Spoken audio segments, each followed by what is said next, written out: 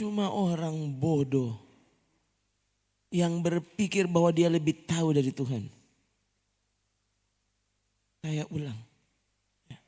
Mungkin bahkan dia bukan cuma bodoh, dia gila. Ya. Kalau ada manusia yang berpikir dia lebih tahu dari Tuhan.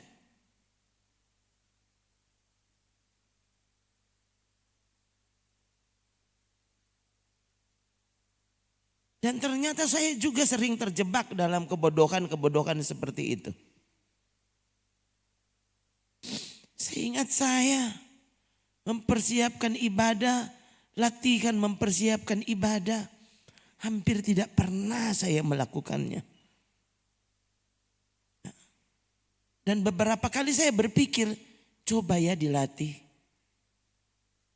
Dan tadi ya, saya mencoba latihan itu.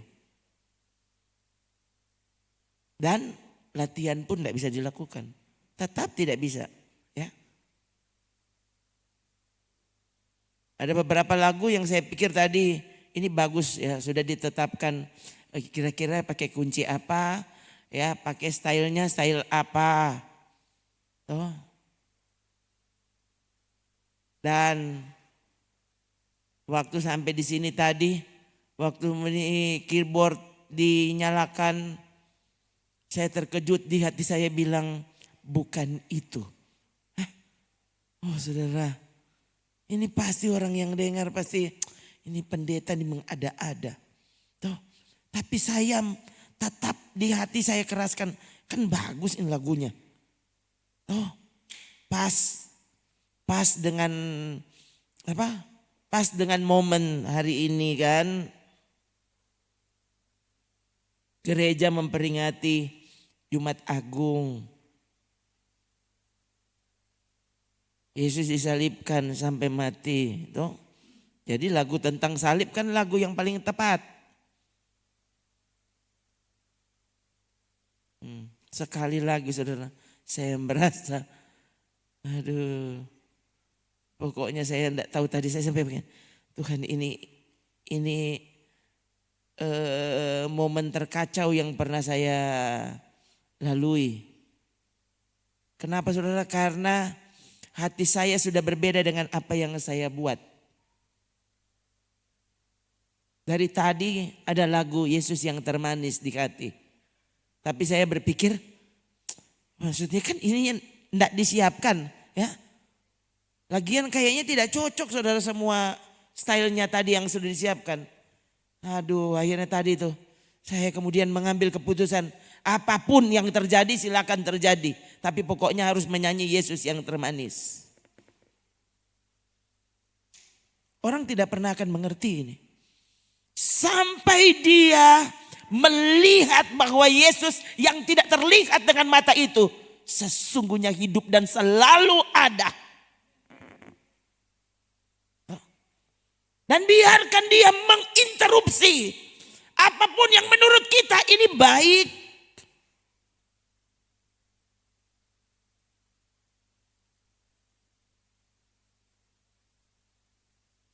Siapa di sini yang mau terlihat bodoh?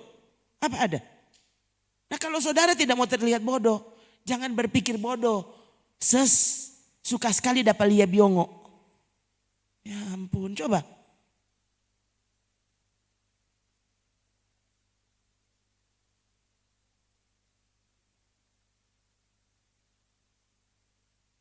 Saudara saya yang duduk di sana tidak mau kelihatan bodoh toh. Apalagi saya yang berdiri di sini. Ke orang-orang lihat. Ini pendeta terbodoh yang dia pernah lihat. Tapi saya selama saudara sebenarnya dia taruh di dalam hati. Kayak kalau kita dapat lihat bodoh. Selama hikmat Allah dapat disampaikan dengan cara yang dia pilih. Biarkan dia melakukannya. Kadangkala sampai tampak bodoh karena tuh orang mau intervensi. Akhirnya malah jadi bodoh.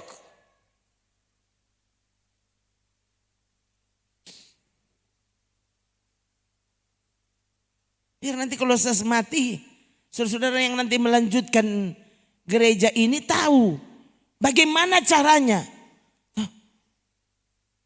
melakukan penyembahanmu dengan benar di hadapan Tuhan. Masalahnya dia tidak pernah bisa ditipu dengan gaya kita. Tidak pernah. Dia tidak pernah bisa ditipu dengan kata-kata dalam doa. Dengan lagumu. Tidak bisa. Dia suka sekali menemukan hati yang tulus di hatimu.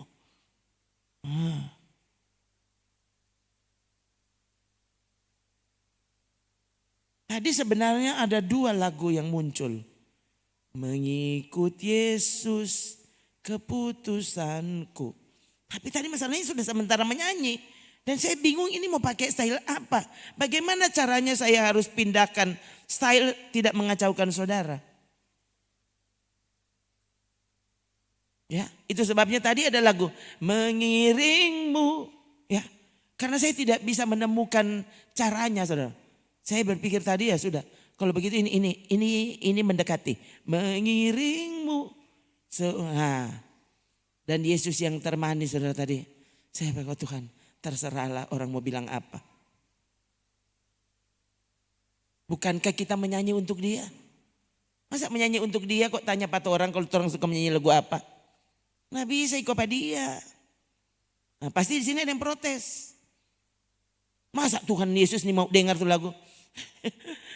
Ini masalahnya saudara, orang yang nih mau dengar-dengaran. Orang pikir ini dong yang lebih bagus. Ini dong yang lebih modern. Ini dong yang lebih terarah, lebih teratur. Lalu pakai ayat. Tuh, semua mesti berlangsung rapi dan teratur. Padahal Yesus sendiri berkhotbah, waktu orang itu pertama kali bertobat, hatinya ditemukan rapi dan teratur, tapi Tuhan tidak ada di situ. Rapi dan teratur, tapi Tuhan tidak ada di situ.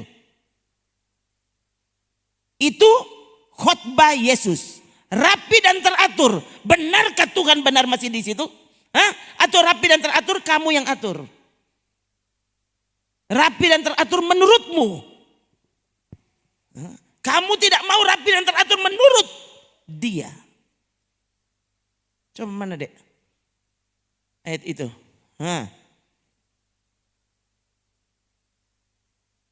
Apabila roh jahat keluar dari manusia. Dengar baik. Kau lahir baru. Roh jahat keluar daripadamu toh.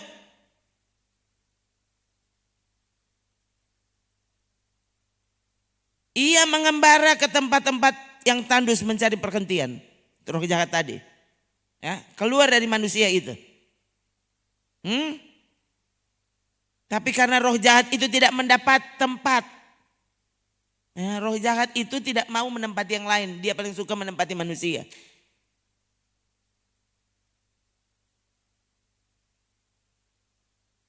Nah, lalu siapa yang dia mau tempati?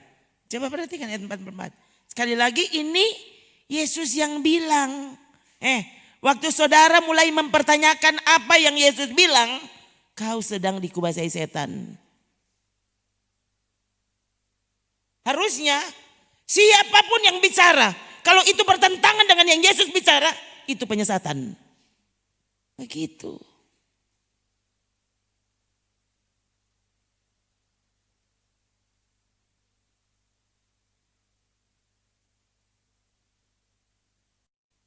Lalu ia berkata, aku akan kembali ke rumah yang telah kutinggalkan itu. Maka pergilah ia, roh jahat ini ya. Ia di sini roh jahat. Pergilah roh jahat itu dan mendapati rumah yang dia sudah tinggalkan tadi bersih, tersapu, rapi, teratur, tapi kosong. Rapi, bersih, tersapu. Kelihatannya semua wah, oke, sukses.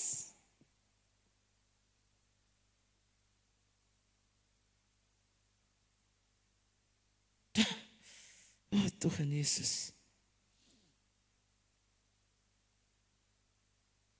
Sekali lagi coba sekarang renungkan saudara. Hatimu rapi teratur. Bersih tersapu. Soalnya tidak ada setan sesepak kita. Sungguh komang, kita yang tidak pernah kesurupan.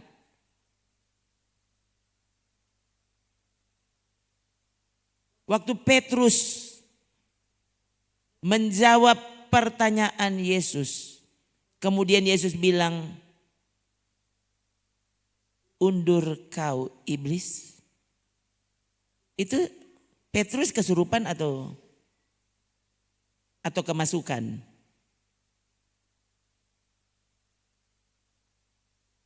Orang kan begitu. Orang cuma aja lihat tuh yang bersetan, yang kesetanan itu yang kesurupan.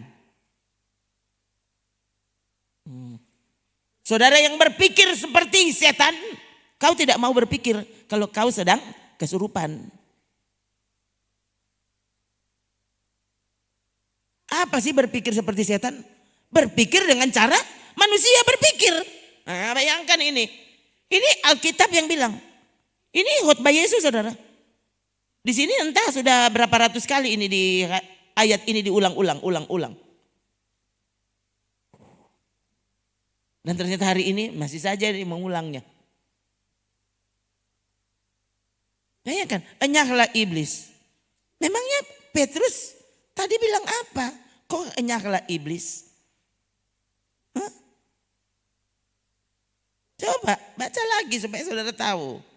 Ayat 22 coba. Petrus menarik Yesus ke samping dan menegur dia. Ini isi teguran Petrus. Apa? Tuhan, kiranya Allah menjauhkan hal itu. Hal itu sekali-kali tak akan menimpa engkau. Hati-hati saudara dengan orang yang sering bilang seperti ini. Dia pikir ini penghiburan. Hati-hati, ini penghiburan setan. Hah?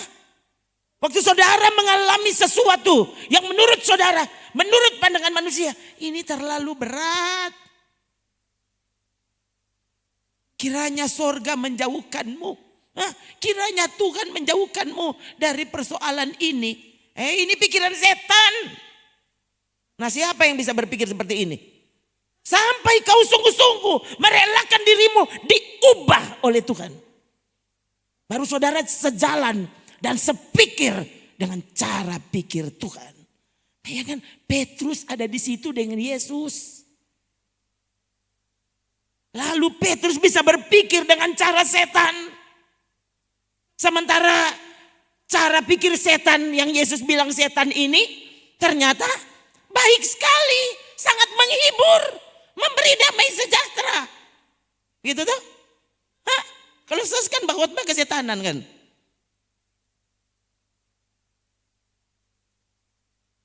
Ini kan bagus sekali. Petrus berkata-kata.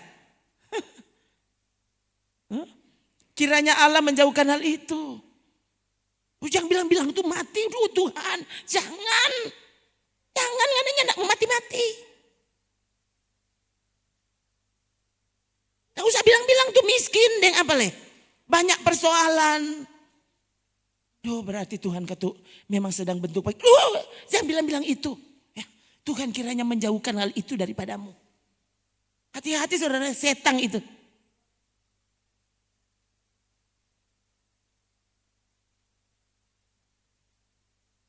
Bayangkan.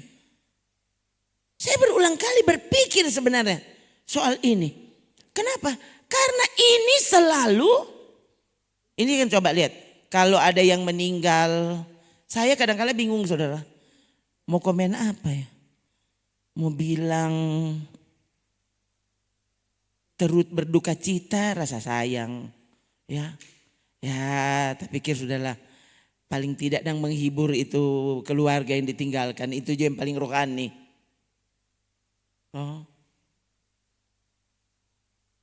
Orang saudara-saudara di sebelah, dorang tahu mengucapkan kalau ada yang meninggal, innalillahi wa inna ilaihi rojiun. Tahu sekali.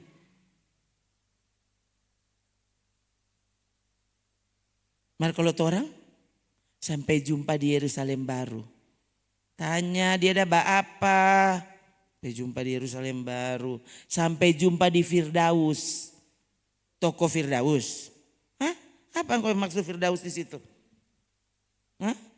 Firdaus tanpa baju alcap tikus. Firdaus mana?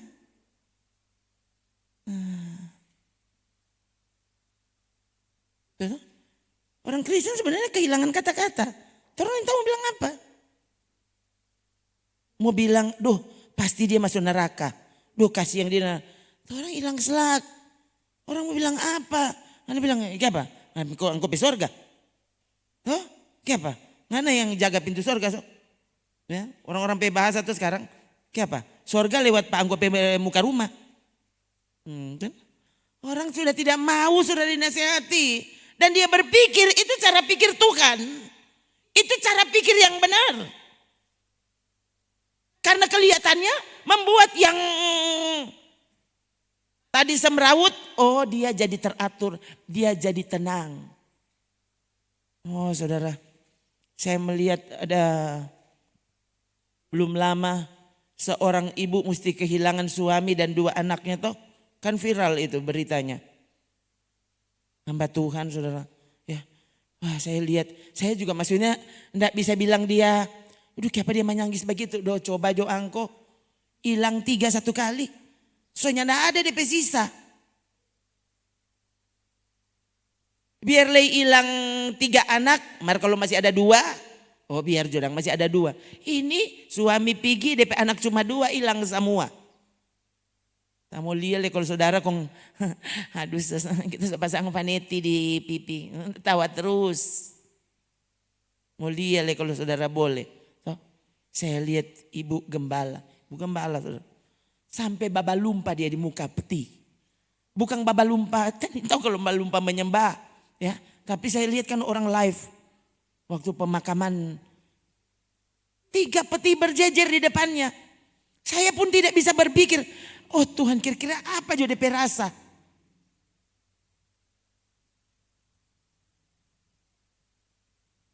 Dalam satu ketika 3 pergi. Orang tuh selalu berpikir cuma orang lain boleh begitu. Orang gak mungkin. Nggak mungkin mati di antara 4 orang gak akan. Orang lain boleh mati orang gak. Jadi sekali lagi saudara, oh Tuhan kasih yang toh. Pertama tadi dia sapu-sapu bagi kaki dia, dia sobat lumpat saudara. Ya, tantu kang bukang main. Ini anak bungsu, kasih yang ada. Oh, saya tak terbayangkan saudara ya. Orang pe ritual di rumah. Ya elah, toh. Ini anak-anak lah baku iko sama ini DP mama, toh. Ini adik ini dia, bayangkan ini mau sampai umur berapa dia diperlakukan seperti adik. Oh, ya. Sampai so tua dia tetap adik. Oh. Ya, baik sekarang dia so agak berubah. Kalau dulu kalau bilang adek, dia bilang tundu. Bukan bilang tunggu, Pak, dia tundu. Itu so SMA kalau tidak salah. SMA, jadi kalau sampai DP orang panggil adek, tundu. Bukan tunggu, ya, tundu. Oh di luar, mar kalau di rumah langsung jadi kesok. Nah saudara bayangkan coba waktu saudara kehilangan semuanya. Termasuk si bungsu, tak mau lihat kalau jago.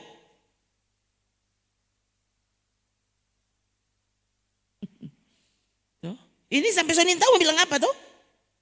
Coba, saudara mau komen apa coba? Di peristiwa seperti itu. Dapat rasa semua kata-kata penghiburan soalnya tidak berarti. Soalnya tidak berarti. Dapat rasa sangat normal biar dia babataria pingsan di situ. Orang pikir duka siang kang. Dan orang lemah nangis. Hah? Irung sesli. Berur meninggal. Aduh anak-anak bataria saudara. Aduh. Ya, memangnya tidak pernah bataria di muka peti. Tapi kalau saudara lihat rekaman video waktu dia meninggal. Ya ampun. Ya. Pe bilang jo papa soalnya ndak ada langsung suara 5. Ya. Iya, memang orang bisa semua bisa kuasai diri waktu di depan peti. Ya. Orang kehilangan kata-kata. Dan sering kita berpikir waktu kita membuat tenang orang yang sedang dipukul Tuhan, orang pikiran orang jago. Hati-hati kalau saudara sedang melakukan cara setan. Nah, coba saudara bayangkan saya yang berdiri di depan sini menghadapi saudara, kira-kira kata yang paling tepat untuk saudara itu apa? Untuk membuat saudara tenang. Padahal ternyata kau sedang dipukul Tuhan. Bukan diuji. Bedakan saudara. Ya, kan bedakan itu antara diuji ini mau naik kelas. Tapi kalau dihukum Tuhan, dipukul Tuhan, ini karena kau melakukan yang salah. Konsekuensinya ya dipukul. Mungkin kalau dalam ujian, bolehlah coba ya, Tuhan pasti memberimu kekuatan. Tuh, pandang ke salib itu, kamu pasti akan berlari dan semakin kuat akan. Tapi kalau dihukum kira-kira gimana bagusnya? Masalahnya orang kalau dihukum itu kan sedang melakukan dosa. Atau dia sudah melakukan dosa, belum dihukum waktu dia melakukan dosa. Nah sekarang hukumannya. Nah itu yang bagus bagaimana? Yang kuat bro, begitu. Harusnya kan bertobat. Makanya taati dia, hormati dia. Tinggalkan cara hidup, cara pikirmu yang salah. Berubah. Nah kan, orang selalu kan berpikir ini bukan kata penghiburan. So tahu-tahu dia sementara jatuh, tertimpa tangga, dapat siung letai ayang. Hah? So dalam keadaan seperti itu, kok masih mau bilang, so itu bertobat. Ini tidak tepat ses. Lalu menurut saudara, tadi sikap Yesus terhadap pernyataan yang baik dari Petrus. Lalu itu, apa respon salah? Enyahlah iblis. Bayangkan, Yesus tidak jelaskan dulu. Aduh Petrus, itu kemangso iblis. Langsung enyahlah iblis. Hah? Lalu kalau kok cuma orang dua lah engkang. Ini ada orang lain di situ. Murid-murid yang lain. Tadi kan Petrus kepala besar. Dari cuma dia yang dapat pewahyuan. Yang lain masih badiang. Petrus yang lebih dulu. Engkaulah Mesias, anak Allah yang hidup. Oh Petrus, bukan kau yang mengatakannya. Itu Bapa di sorga. Nah ini kan tadi baru beberapa ayat yang lalu. Beberapa ayat sebelumnya coba berapa ayat? 16. 7 ayat sebelum dia dibilang setan. Petrus menjawab. Coba terhadap pernyataan Yesus. Apa ayat 15 dek? Lalu Yesus bertanya kepada mereka. Lihat, saudara lihat. Ini Yesus ya. Sering bukan dia yang menyatakan. Dia ingin kita mengakuinya. Dia tanya dulu. Menurut orang siapa aku? Oke, ngoni sekarang setahu toh. Menurut orang aku ini begini, begitu, begini, begitu. Sekarang menurut kalian aku siapa? Aduh, Petrus 100, dapat nilai 100. Maka jawab Simon Petrus, engkau adalah Mesias, anak Allah yang hidup. Wah. Lalu Yesus bilang apa? Kata Yesus kepadanya apa? Berbahagialah engkau Simon bin Yunus. Sebab bukan manusia yang menyatakan itu kepadamu, melainkan Bapakku yang di sorga. Kalau saya yang bilang kau berbahagia, belum tentu itu bahagia yang tepat. Tapi kalau Yesus yang bilang berbahagialah kau, sudah ada yang lebih tepat dari itu. Biar saudara sementara menangis kalau Yesus bilang berbahagia, berarti kau berbahagia. Jadi waktu Yesus bilang kepada Simon Petrus, berbahagialah engkau Simon. Loh, ini paling tepat. Berbahagialah engkau. Nah, lihat. Yesus disebut berbahagia itu karena apa? Aduh Petrus Kang, aduh bukan main. Dapat 100 juta ngana. Aduh memang berbahagialah, kami turut bahagia. Kan begitu kan pernyataan yang paling positif.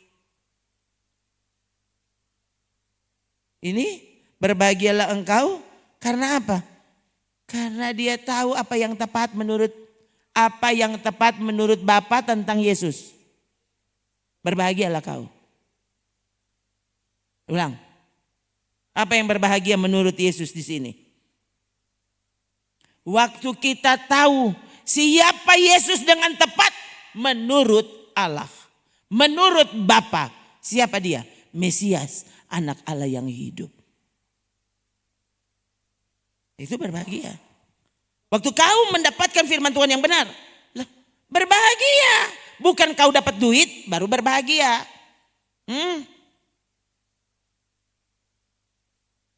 Dapat apa baru berbahagia? Tuh.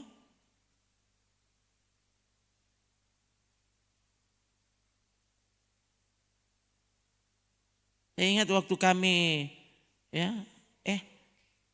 sekarang 2024. Berarti itu 2022. Kejadiannya saudara. Waktu saya terkejut. Ya. Tadi malam Bapak cari dari anak-anak. Ya. Saya tunjukkan ini. Karena tadi malam saudara ada mulia apa? Kong dapalia ini WA.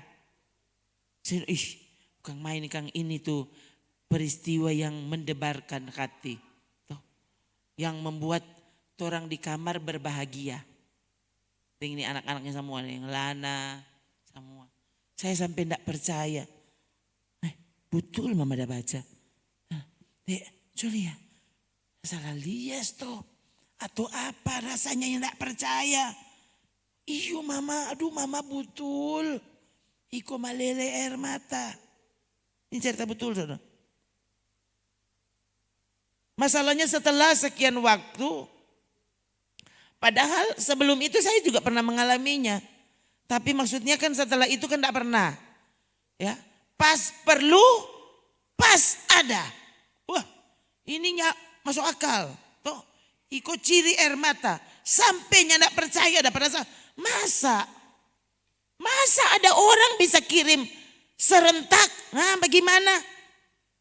Dia cuma tanya, mana dang nomor rekening? Saya pikir ya paling ada 500, 1 juta. Saya ingat pernah terakhir orang itu kirim 5 juta terakhir. Maksudnya ini bukan jemaat saudara. Lama sekali tahun DP tahun lalu lesto ya. Jadi sekitar mungkin 2020 kali. Ya. Pernah dia kirim itu yang terakhir. 5 juta. Lalu saya tidak pernah ya. Lebat cerita tidak pernah kok. Tidak pernah. Jadi betul-betulnya tidak pernah orang ada nomornya. Ya. Tapi orangnya tidak pernah baca cerita. Sedangkan baku jating tidak pernah. Tidak pernah. Tiba-tiba dia tanya ulang. Berarti kan so hilang. Boleh minta nomor rekening? Oh iya kirim no. Kaget. Cuma 5 menit setelah itu. Atau cuma berapa? 2 menit toh. Peklar kirim. Kong kaget bawa bunyi masuk tuh WA. Kong sesi. Hah? Kong pas anak-anak semua ada di koi. Cuma ini lihat mama yang salah lihat. So kasih basar. Ya salah lihat no. DP 0 betul. Nggak masuk akal. Tapi itu yang terjadi. Ya. Dan sering orang merasa kalau itu yang membahagiakan. Oh, kehadiran Tuhan kadangkala kalau tanpa 00000 di belakang banyak orang dapat rasa rupa kurang lengkap begitu. Kurang bahagia. Kalau rasa hadirat Tuhan saja, iya, aduh, puji Tuhan, rasa hadirat Tuhan. Cuma begitu. Atau saudara bahkan soalnya tidak berharap rasa hadirat ini gara-gara hadirat Tuhan, sekarang orang beribadah lebih hari lebih lat. Tuh. Coba kok sesadar, tuh dia tuh yang mau datang. Saya bilang ke saudara, yang saya paling takut kalau Tuhan yang mau hadir. Hah? Semua orang masuk sampai cabut pintu yang jendela. Kong Tuhan ini mau hadir. Itu tempat yang kosong. Orang mesti tahu itu. Ya. Jadi gereja yang kosong bukan gerejanya tidak ada jemaat. Gereja yang kosong adalah gereja yang tanpa kehadiran Tuhan. Tanpa kehadiran Roh Kudus. Itu gereja kosong. Nah, saudara mau yang mana?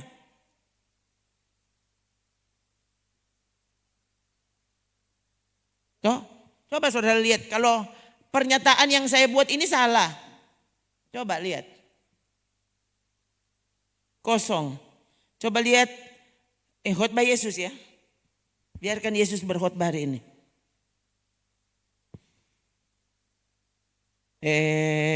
Matius atau Markus 7. Coba deh. Ibadah yang percuma itu mana?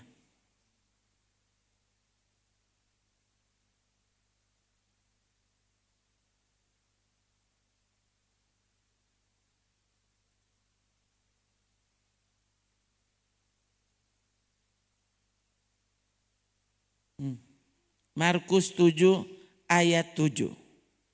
Nah, supaya saudara tahu benar-benar ini Yesus yang bilang. Coba lihat ayat sebelumnya deh. Jawabnya kepada mereka. Jawab Yesus. Jawab Yesus kepada orang-orang yang bertanya. Siapa? Coba lihat ayat.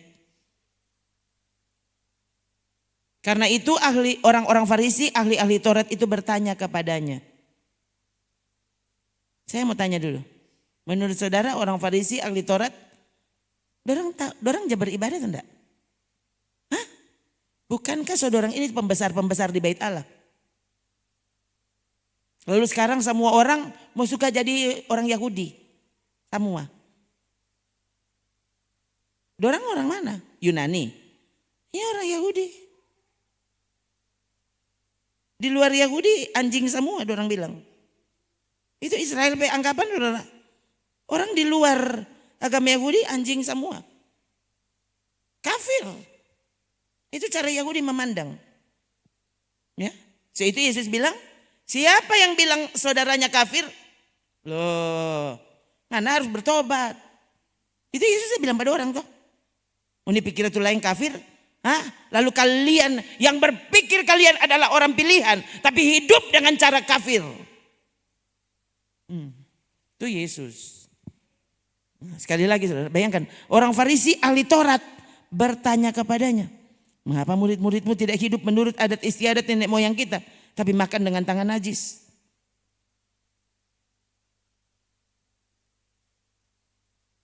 Bayangkan orang Taurat, orang tahu hukum Taurat 10 toh, 10 hukum ya. Itu kalau saudara lihat di sana, itu ada 613 aturan. Ya, ini turunan dari 10 hukum. Mereka mengatur supaya kau genap melakukan 10 hukum dengan tepat, mesti backing ini dia. 613 aturan. Ini kalau cuma mau pikir-pikir, apa saya dengar dari Pak Bambang kalau saya tidak salah. Ya. Dan dia itu ahli sejarah Israel.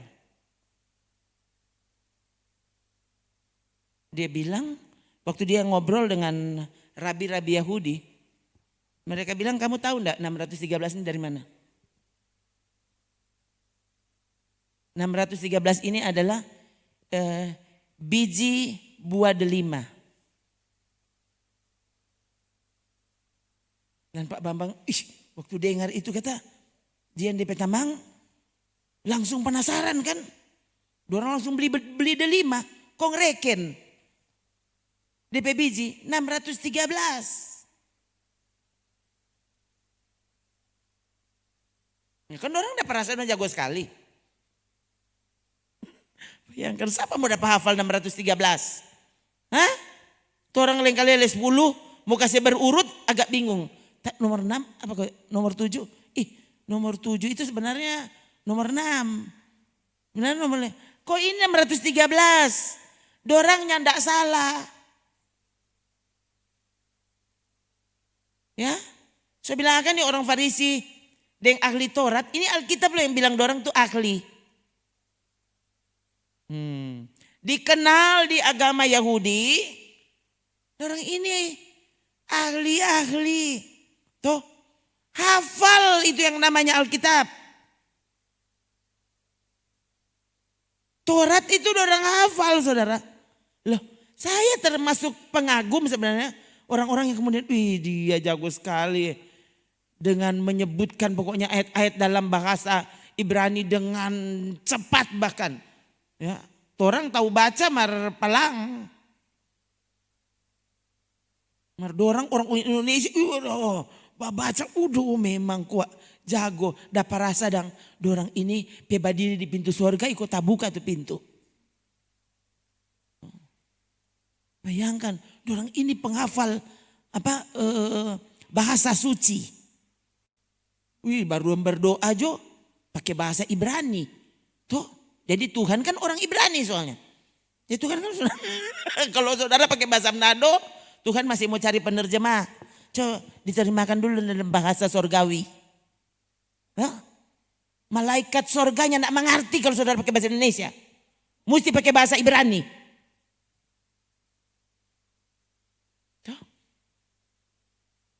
Doa akan terasa sangat sorgawi kalau pakai bahasa Ibrani. Kalau menyanyi pakai bahasa Ibrani, malaikat di sorga. Saudara kok belum dengar kan orang Ibrani mau make?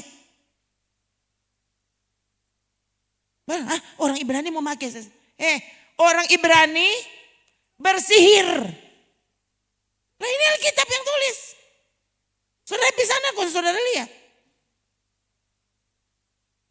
Orang Ibrani lesbian. Orang Ibrani homoseks. Baru saudara bingung. Kok dorang pakai bahasa apa? Ya pakai bahasa Ibrani. Kok siapa dong bikin dosa? Makanya saudara, semua yang ada di bumi kecuali hatimu dan pikiranmu suci, maka kata-kata yang pasti kau gunakan itu kata-kata yang suci. Bahkan ketika saudara bilang apa? Jangan buang mutiara kepada babi. Orang kayak sampai mau bilang babi langsung. Padahal Yesus yang bilang, jangan buang mutiaramu kepada babi. Benarlah peribahasa yang benar ini. Babi yang sudah mandi kembali ke kubangannya. Anjing kembali menjilat muntahnya. Lalu Paulus bilang, rasul-rasul Paulus itu apa? Anjing-anjing. Ini Paulus, saudara lebih sopan tuh dari Paulus. Dia bilang anjing-anjing. Tuh orang ngomong, mesti berpikir positif, biar kata dia sesat. Jangan dia bilang dia sesat. Alkitab yang bilang itu anjing. Saudara tahu anjing.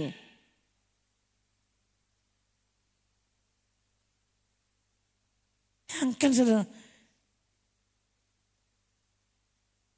Perkataan mana yang menurut saudara lebih positif daripada perkataan Alkitab? Daripada perkataan Yesus? Daripada perkataan para rasul? Perkataan mana yang lebih positif?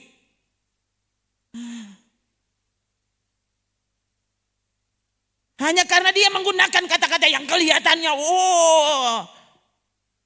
luar biasa. Tuh. Saudara langsung berpikir, wah dia bicara. Memang kalau dia katuk malaikat.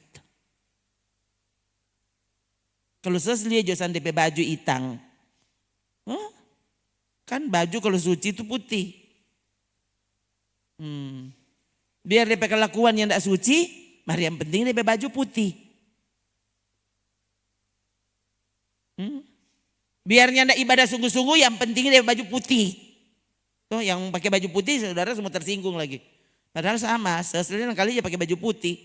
Tuh, tadi masalahnya tidak ada yang cocok, saudara. Terus pakai semua panas. Oh Tuhan, mana jatuh dingin. Nah, coba itu. Paulus berkata kepada jemaat Filipi. Toh, Filipi 3 ayat 2. Kenapa dia bilang pas apa ini? Apa anjing-anjing herder atau anjing mana ini dia bilang? Ini orang dia bermaksud, bukan anjing. Saudara coba. Ini Alkitab yang bilang. Kalau orang tuh ya mau bilang anjing ya bilang selak, bilang RW jo. Kalau RW kan enak, jadi ya bilang jo RW. Hai kamu RW, RW. RT hedang bagaimana? Cuma RW. Ini Paulus yang bilang. Tuh, orang baca kok dulu supaya. Tuh, 3. Hati-hatilah terhadap anjing-anjing. Coba ulang itu. Hati-hatilah terhadap anjing-anjing koma. Hati-hatilah terhadap pekerja-pekerja yang jahat. Hati-hatilah terhadap penyunat-penyunat yang palsu. Dia sedang bicara terhadap nabi palsu, rasul palsu. Orang yang tampak rohani. Pemimpin rohani tapi sebenarnya rohaninya juga palsu. Itu anjing. Antikris disebut binatang oleh Alkitab. Berarti para penyesat antikris binatang. Nah, toh saya mau bilang binatang, ini boleh bilang binatang. Tuhan, esok kesetanan. Yang kesetanan angko tahu saudara yang mau dengar. Coba saudara. Masih butuh. Menurut saudara. Kalau Alkitab yang tulis, kong saudara lebih sopan dari Alkitab.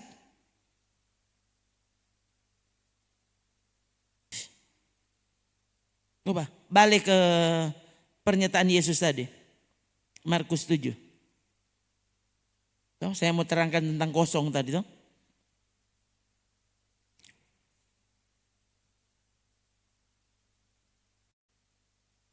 Benarlah nubuat Yesaya tentang kamu. Hai orang-orang munafik. Sebab ada tertulis, bangsa ini memuliakan aku dengan bibirnya. Nah apa tuh orang ini? Tuh orang kok ada apa? Ada merayakan Jumat Agung. Tuh orang ada baking salib masing-masing pikul dari rumah. Pakai mahkota duri enggak? Tanya dulu. Ada pakai mahkota duri enggak? Kong abis itu kong ini mau tamasya di mana? Apa pergi di Gunung Golgota atau di mana? Dengan salib itu. Saudara lihat apa yang kosong? Memuliakan Tuhan dengan bibir. Padahal hati jauh dari Tuhan. Dorang itu siapa? 7. Percuma. Percuma mereka beribadah kepadaku. Sedangkan ajaran yang mereka ajarkan ialah perintah manusia. Ini kalau saudara lihat nubuatan aslinya. Ini Yesus sedang mengutip Yesaya. Coba deh ke Yesaya.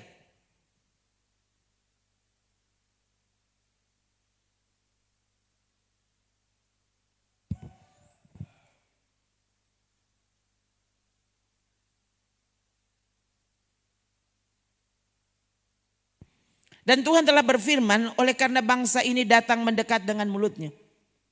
Dan memuliakan aku dengan bibirnya. Nah, ya. Mereka betul masuk gereja. Datang mendekat. Tapi cuma untung mulu.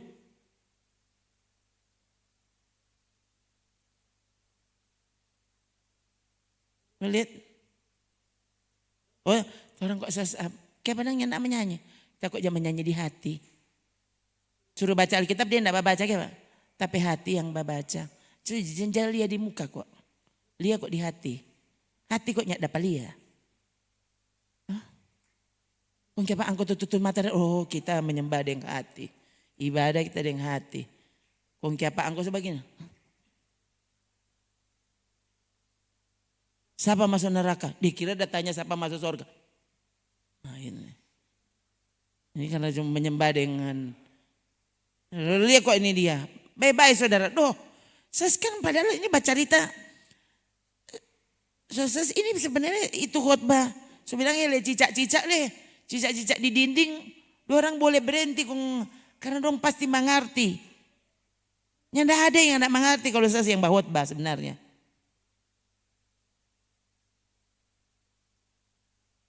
Kita yang tidak khotbah Pak, orang yang lulus S2, S3, ada orang semua tuh yang rasa diri jago, nah, kira khotbah apa?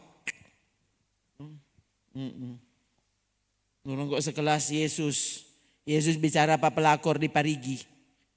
Nyak pakai PowerPoint. Nyak keren. Nyak pakai PowerPoint, orang pergi gereja nyak pakai PowerPoint.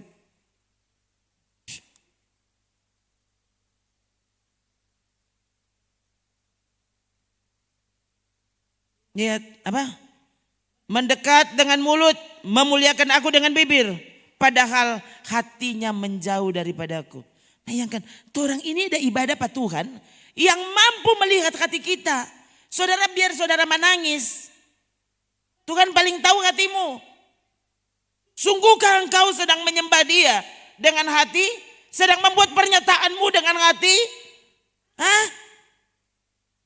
Kita sedang beribadah kepada Allah yang Maha Tahu dan yang tidak ada orang takut.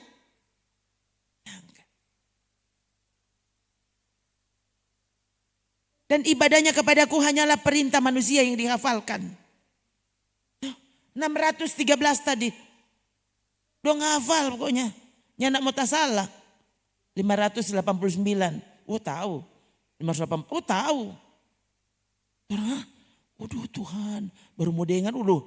Waktu dia bicara pakai bahasa Ibrani. Namanya orang Ibrani. Saudara langsung. Oh Tuhan. Tanya pada dia. Kalau kita mau mati tempo apa? Lihat, ini manusia.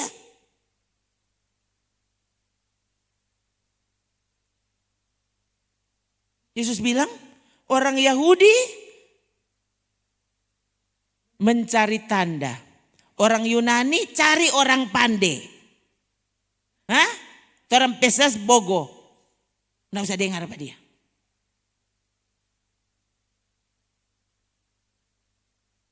Sementara kalau saudara ini sekelompok dengan orang Farisi dan ahli Taurat, nah saudara mesti tuntut.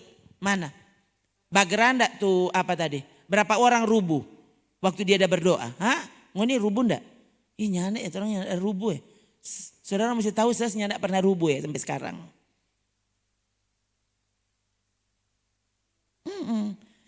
Sebenarnya saya sampai waktu itu pernah berpikir. Saya pernah hadir di satu seminar. Itu pendeta-pendeta hadir. Pembicara dari Argentina, penulis buku, ya, itu buku apa waktu itu terkenal juga bukunya, ya, waktu itu orang pergi itu karena udah ini hebat sekali kata gini begitu, sudah orang pergi udah bikin di Manado sana di, gedung apa itu, ya, gedung pemerintah, hadir, ya, lalu saya lihat, waduh, ini orang-orang dia panggil untuk didoakan. Lalu tiap kali dia begini kok rubuh semua orang. Ya, saya juga dalam hati begini. Tuhan jangan sampai kasihan kita tuh yang mengeraskan hati atau apa. Tuh bagus ketuk dia pelajaran. Saudara berurnya anak maju. Saya yang bilang kita mau pergi. Karena kita mau alami. Ini pengalaman kali. Orang semua. Tuh siapa tahu tuh kasihan. Dari tadi sudah kepenuhan di tempat duduk. Tuh. Saya maju saudara. Di deretan orang yang berdiri. Saya masih ingat sekali saudara. Waktu dia semua dekat pases. Ikut berhenti tuh. Saya kira sementara kepenuhan. Rasa hadirat Tuhan. Loh, waktu mereka kayak hilang. Benar-benar hilang, saudara. Lintau sama dia nggak rasa. Lalu dia pegang, ya memang nggak rasa apa-apa. Padahal sesuatu menyerah. Siapa tahu kita mau rubuh, salah-salah kita mau bagi diri sendiri. Sementara yang lain saudara saya lihat, orang jabah paksa. Yang nak mau rubuh padahal, dia paksa akhirnya rubuh. No. Tentu kan itu pendeta pikir daripada kita yang rubuh. Saya kan pernah di sini, tadi, bayangkan saudara, udah tumpang tangan dia mau barubuh. Kita ingat, saya satu tangan di sini, satu tangan saya tahan pinggangnya, ibu-ibu. Tuh. Karena termasuk jangan rubuh kasihan, nanti benjol angko. Marta Lia paksa sekali saudara. Udah semua rubuh lesas, mata lepas, ikut rubuh loh dia. Bukan kita ada tolak, dia yang barubuh. Nah, orang semua tanya, kok berapa orang yang rubuh? Nah, kalau memang ketuk dia mau rubuh, jangankan rubuh. Sedang mati boleh dalam hadirat Tuhan. Mari jangan baking-baking. Jangan baking-baking, lalu saudara juga berpikir, kalau nyanda rubuh berarti Roh Kudus tidak kerja. Coba cari di Alkitab, berapa orang yang rubuh waktu Paulus tumpang tangan. Kenapa tidak ada catatan?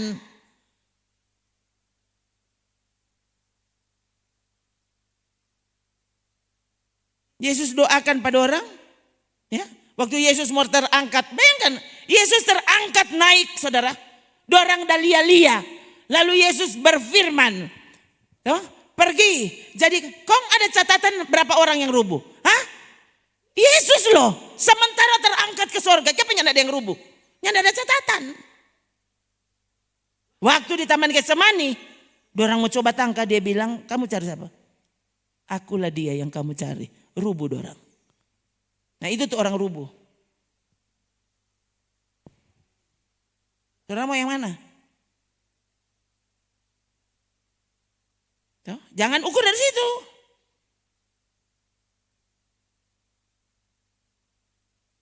Cuma mau buktikan kalau Roh Kudus bekerja. Begitu caranya? Kalau dia mau bekerja, jangankan rubuh saudara bilang akang. Saudara tak berhenti, saudara bernapas di situ. Boleh. Siapa bilangnya enggak? Ya. Tapi yang saya bingung, bayangkan mesti ada istilahnya loh. Orang yang pingsan dalam roh dan ada istilahnya itu. Slaying in the spirit ya. Jadi orang itu pingsan. Jadi waktu doakan dia rubuh, kong dia pingsan, kong dia peroh pergi di neraka atau pergi di sorga.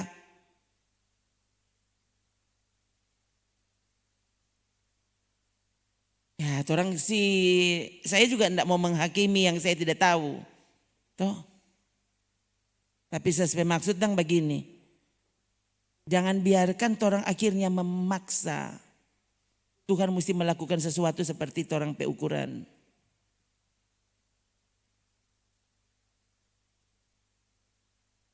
Petrus bilang Pak Ananias dan Safira langsung rubuh dorang langsung mati. Langsung pemakaman. Tidak ada ibadah pemakaman, langsung dimakamkan. Ada baca. Ini kalau orang mau ikut gereja mula-mula gaya, saudara kan bingung. Saudara rasakan begini sudah keras. Coba lihat tuh orang Petrus kerja. Dalam kehadiran Roh Kudus yang sangat. Saudara pikir saudara boleh bermain? So bilang akan Ananias dan Safira.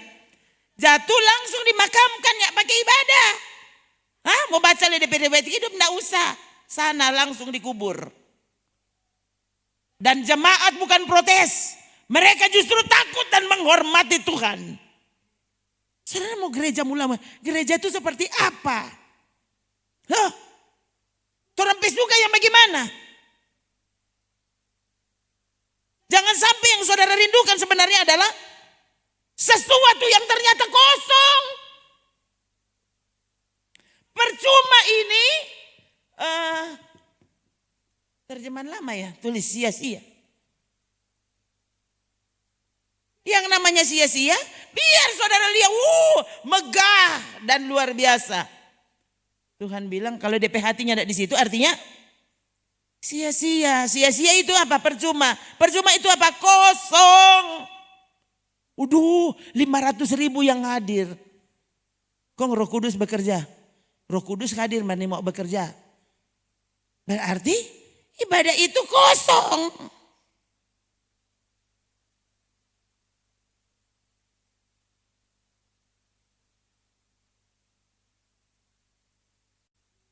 Tadi ruangan hati itu kosong.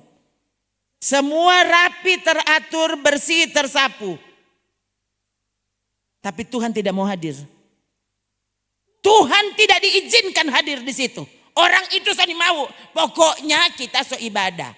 Ibadah doa pembukaan. Menyembah lagu penyembahan, lagu pelang 1 kali. Habis itu lagu cepat-cepat. 3 lagu. Habis itu lagu pelang. Habis itu khotbah. Dia lihat waktu.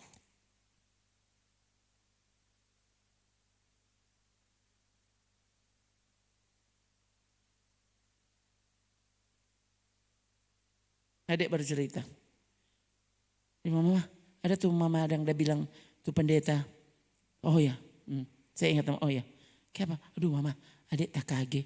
Kayak apa? Adik baru dengar apa? Dia udah bilang, saya khotbah seperti ini semua sudah disusun. Ya, kapan saya mesti melawak? Menit keberapa? Ini di YouTube saudara. Karena kalau saya tidak melawak di menit kesekian, nanti orang mengantuk. Bukan Roh Kudus yang diizinkan bekerja.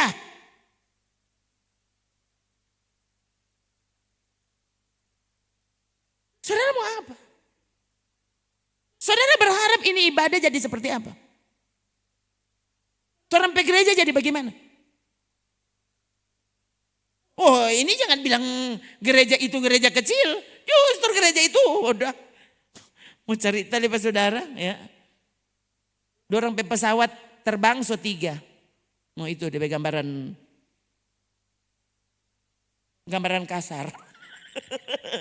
Bukan pesawat TV, pesawat terbang. Saudara tahu udah. Nggak main-main 3. Dan ternyata dia kasih tahu triknya berkhotbah. Menit sekian begini, menit sekian saya mesti membuat lelucon. Jadi dia mau kasih tahu Pak Jemaat kalau ini kita udah berusaha sungguh-sungguh loh mau kasih makan penghuni.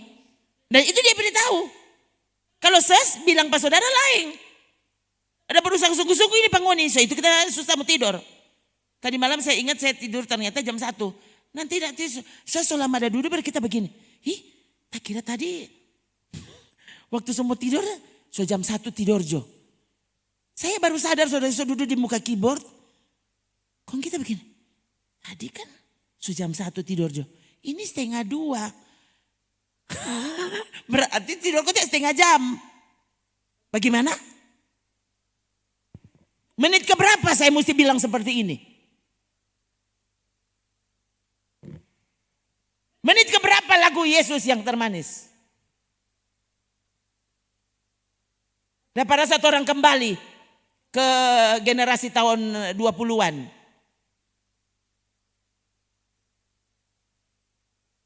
Saudara mau apa coba? Yang kita sebut gereja itu gereja yang mana? Apa yang atapnya kerucut? Yang ada salib 3.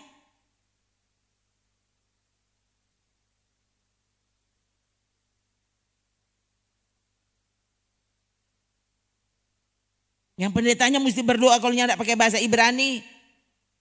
Tidak sah ibadah.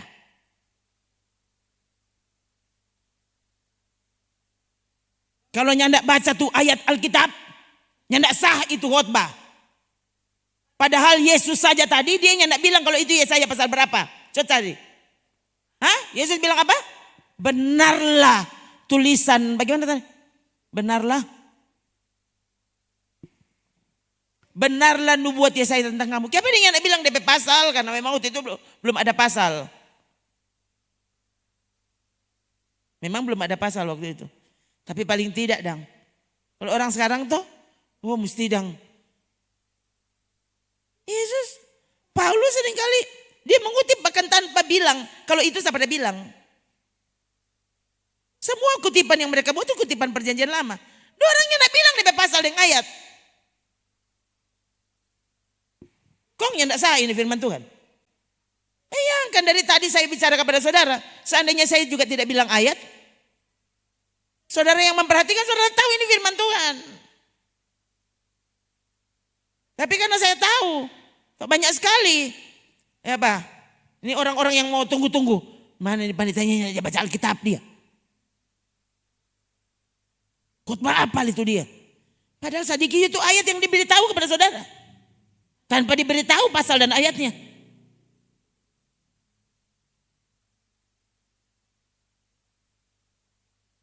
Jadi ibadah yang kosong itu yang mana? Lagi saudara. Ternyata yang kosong tapi dia rapi dan teratur. Ada.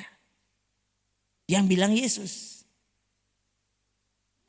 Yang mendekat hanya dengan mulut. Tapi hatinya menjauh dari Tuhan. Percuma mereka beribadah. Sia-sia mereka beribadah. Tapi dorang sepanjang bulan Paskah, memang kuat.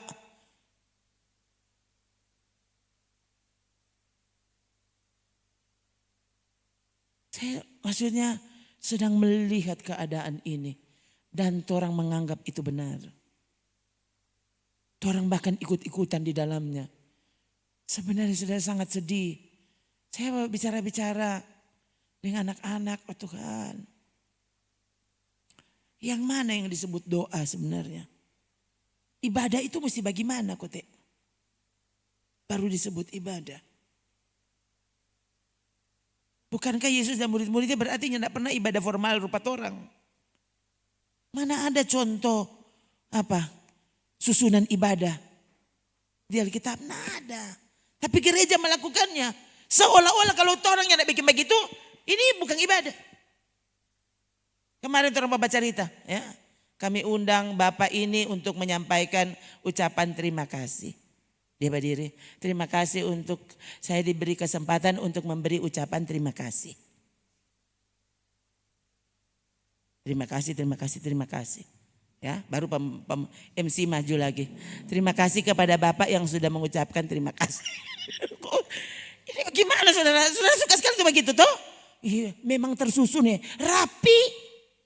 Saya tanya orang-orang yang saya pernah suruh pimpin acara.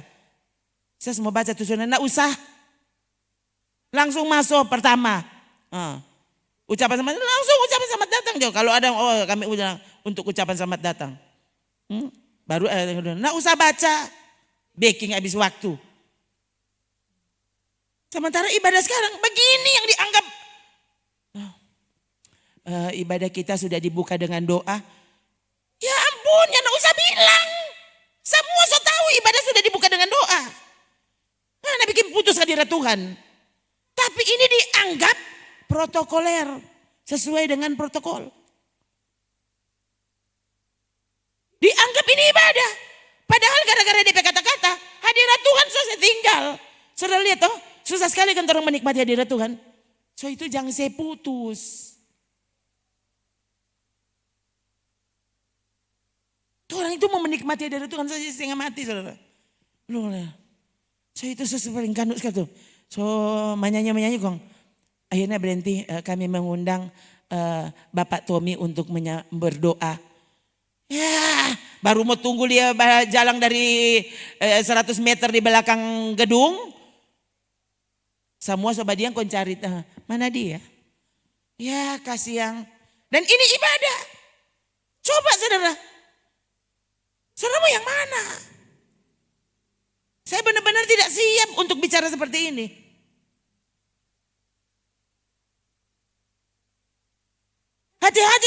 pikir gereja kosong yang mana? Mana tuh gereja kosong? Waktu kau tidak membiarkan Roh Kudus ambil alih dan melakukan yang harusnya kita lakukan. Saudara yang terbiasa mengalami pimpinan Tuhan, saudara tahu Tuhan bermaksud kalau apa? Saudara akan merasa, nyana enak ini. Kalau nyana mau backing Tuhan dah suruh.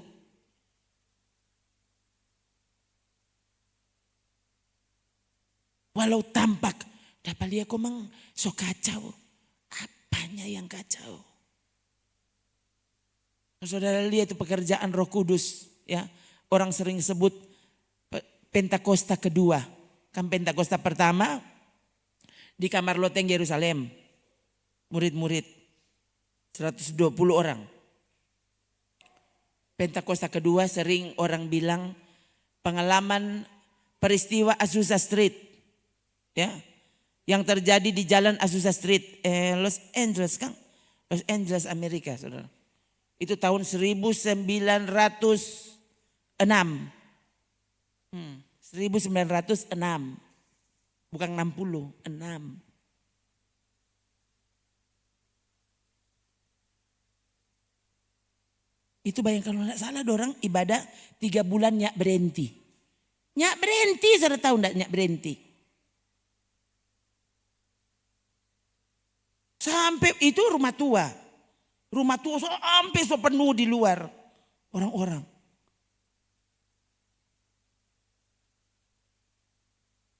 Saya pernah mendengar waktu mereka memperingati yang keberapa begitu. Ya. Mereka hadirkan orang-orang yang waktu itu mereka masih kecil. Hadir di ruangan. Di rumah di Azusa Street. Dorang ada waktu itu, dorang so mengerti. Jadi mereka memberi kesaksian. Apa yang mereka lihat terjadi. Wah saudara. Ya, saya sampaikan, Tuhan bukan main kan. Tadi sebenarnya saudara, tadi saya berdoa, Tuhan buat kami alami sekali lagi.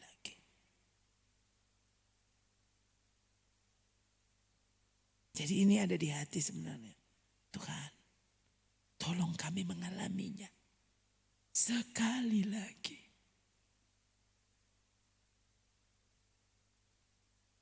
Buatlah kami tak hanya mendengar cerita orang. Buatlah kami mengalami secara pribadi. Mengalami sendiri apa yang dialami oleh orang-orang yang mengalami hadirat Tuhan. Yang mengalami pekerjaan Roh Kudus di hidupnya. Gereja makin hari sebenarnya makin dingin, saudara. Hanya karena balumpa-balumpa, dorang pikir ini berapi-api. Padahal bukan berapi-api, kau cuma melompat-lompat saja. Belum tentu yang melompat pasti berapi-api. Ya. Mungkin bahkan yang berapi-api sekurang badiang kong air mata ciri. Dia sunin tahu mau tangani bagaimana DP hati. Saudara, sebenarnya sangat sedih kalau saudara-saudara masuk dalam kelompok itu kembali. Selama sesajar, apa ibadah yang ada isinya. Saudara lihat toh, waktu rohanimu turun, saudara akan sulit mengalami ibadah yang benar. Biar ibadah itu diusahakan dengan benar. Saudara yang datang dengan hati yang tidak benar dan kau tidak mau diperbaiki. Saudara lihat, saudara yang paling bosan dengan ibadah yang benar. Saya bilang ke saudara, harusnya kan ibadah itu persembahan kepada Tuhan, penyembahan. Berarti yang nikmati penyembahan itu siapa? Tuhan. Harusnya kan begitu. Saudara mempersembahkan sesuatu untuk siapa? Kan untuk Tuhan. Harusnya yang menikmati persembahan itu Tuhan kan. Nah bayangkan kalau ibadah ini adalah persembahan. Saudara tidak pernah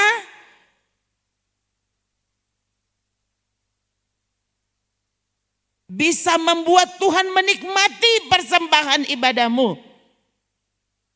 Sampai kau sendiri menikmati ibadahmu. Waktu kau menikmati ibadahmu, percayalah Tuhan sementara menikmati persembahanmu.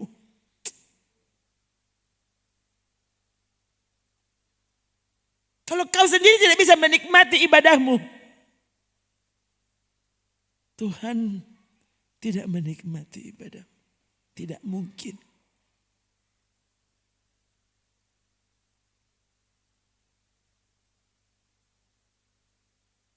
Mengapa kita sebenarnya harus berjuang sampai kita mengalami ibadah yang bersungguh-sungguh hati?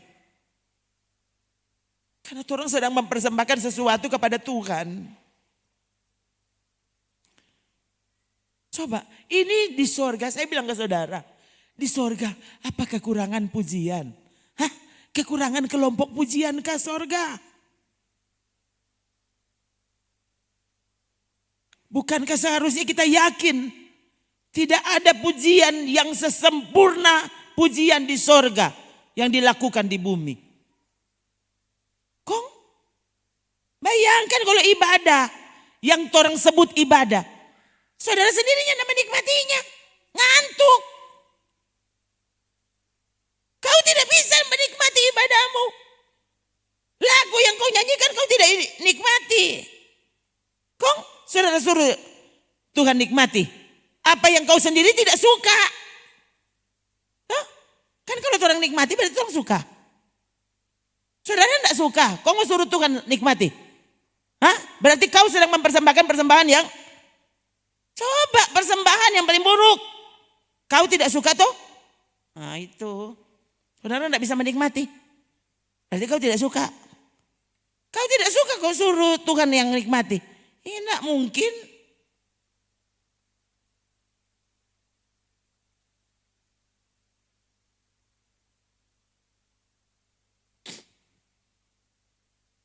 Memang susah saudara. Ya. Yang saya pikir-pikir, ya memang itu mesti diakui. Begitu orang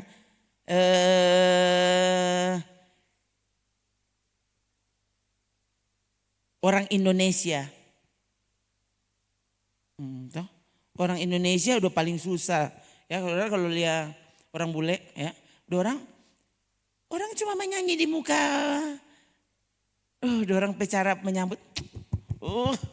Wow, good job. Wah, hebat kamu, hebat. Kalau tuh orang kan sampai sama nyanyi luar biasa, saudara enter. Iya bagus gitu. Orang kan begitu ekspresinya tuh. Nah, kecuali kalau Mbak Uni bola. Tuh, kalau Mbak Uni bola belum masuk, dia rasa-rasa semua masuk di televisi. Dudu om, dudu. Ronaldo bagi ke Ronaldo bagi. Tuh, Ronaldonya dengar Pak Angko. Tuh orang lawang tuh orang Mbak Uni lebih jago dari Ronaldo dia rasa. Duh siapa kan nanya. Aduh kalau kita bagus bagi ini deng kiri kuat. Tuh kalau kanannya Riki bagi deng kiri. Angko le bermain bolanya pernah. Tuh so hampir siang tanta. Tuh mar kalau ibadah. Amin. Amin. Betul toh. Kalau Bapak, oke gas. Oh Tuhan tolong. Mana nggak pegas? Tuhan tolong toh. Apa gitu toh? Pokoknya tuh ini usas soklar pemilu iyo ini kan contoh. Misalnya tuh hari kau udah lihat, memang kuat. Itu Prabowo-nya ada palia itu kan di jauh sana. Bayangkan kalau sebaku mengadain Prabowo, tak salah dia sujud 10 kali.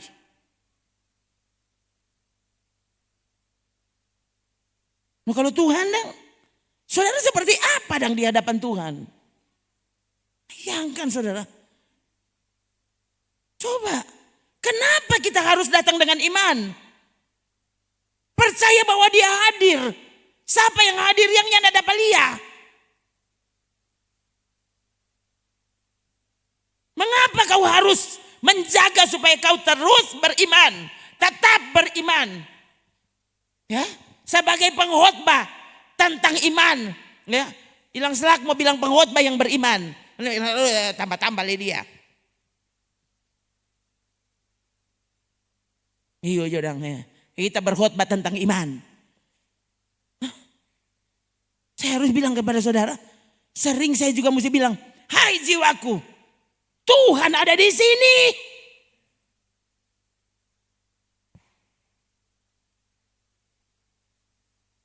Pulang dari mana-mana kan?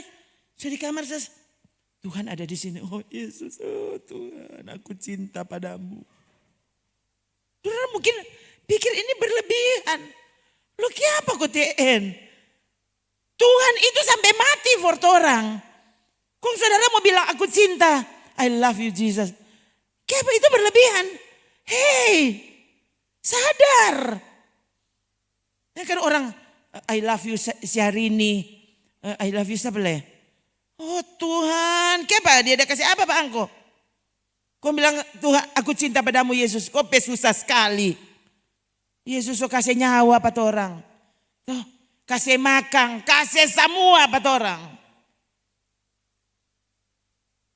Yang sedang semua mau bilang, Yesus ampun Pak kita.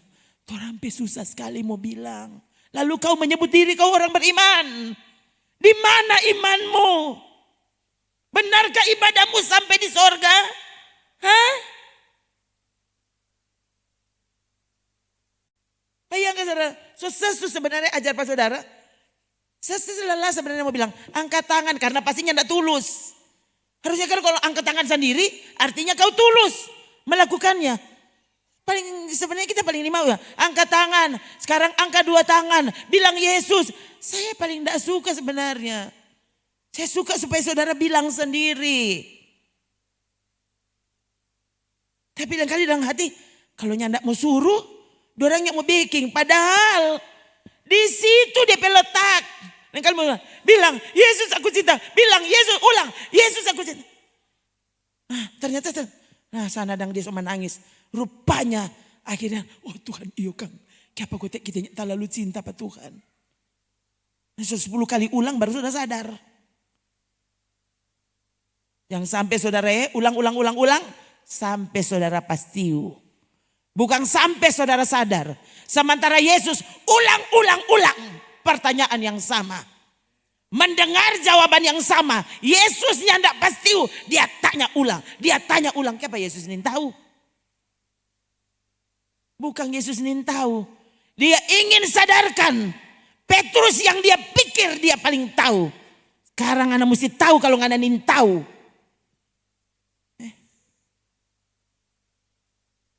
Kapan dia tahu? Dia cuma nangis. Tuhan stop. Oh sudah. Dia so tahu. Dia so tahu apa dia ada baking. Dia so tahu apa yang menyakiti hatiku.